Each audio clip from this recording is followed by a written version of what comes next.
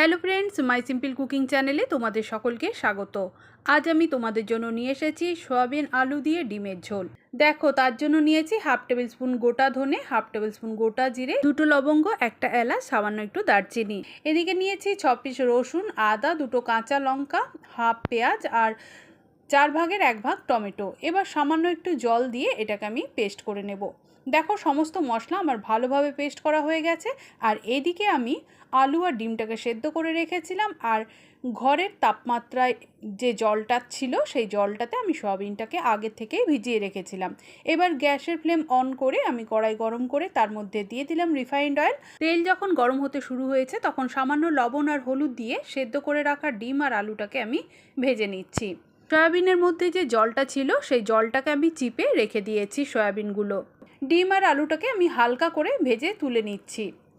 এবার ওই তেলের মধ্যেই আমি দিয়ে দেব ওই সয়াবিনগুলো ওই তেলের মধ্যে আমি ভালোভাবে নেড়েচেড়ে ভেজে নিয়েছি। তবে অতিরিক্ত আমি কিন্তু সয়াবিনগুলো ভাজিনি, তাহলে কিন্তু শক্ত হয়ে যাবে। এবার ওই কড়াইয়ের মধ্যে সামান্য আর একটু রিফাইন্ড অয়েল দিয়ে 5 ফোড়ন দিয়ে দিলাম পেস্ট করে নেওয়া মশলাটাকে এবার আমি নেড়েচেড়ে ভেজে নেব। তবে গ্যাসের ফ্লেমটাকে এই সময় আমি লো টু মিডিয়ামে করে রেখেছি।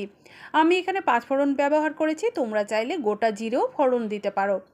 এবার মশলাটা যাতে পুড়ে না যায় সামান্য একটু জল দিয়ে পরিমাণ মতো লবণ, হলুদ, কাশ্মীরি মির্চ আর সামান্য একটু চিনি দিয়ে মশলাটাকে আমি ভালো করে কষিয়ে নিচ্ছি। তবে এই সময় লবণটা একটু বুঝে শুনে ব্যবহার করতে হবে, কারণ আলু আর ডিম ভাজার সময় আমি তেলের মধ্যে লবণ দিয়েছিলাম। এবার সামান্য একটু জল দিয়ে আমি মশলাটাকে একটু নেড়েচেড়ে দিয়ে দিলাম ভেজে রাখা আলু আর সয়াবিনগুলোকে আমি মশলার সাথে ভালো করে কষিয়ে নিচ্ছি। দেখো, আলু আর সয়াবিনের সঙ্গে মশলাটা কষাতে কষাতে মশলার মধ্যে কিন্তু জল একেবারেই শুকিয়ে গেছে।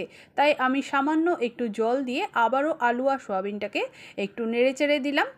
মশলার মধ্যে জলটা দিয়ে আলু আর সয়াবিনের সাথে 2 থেকে 3 সেকেন্ডের মতো একটু নাড়াচাড়া করে দিয়ে এবার আমি দিয়ে দিলাম পরিমাণ মতো জলটা দিয়ে আমি সব কিছুকে একটু ভালোভাবে মিশিয়ে দিয়ে মনে হলো যে জলের পরিমাণটা কম বলে তাই আমি আবারও একটু জল দিয়ে গ্রেভিটা ফুটে ওঠা পর্যন্ত অপেক্ষা করেছিলাম।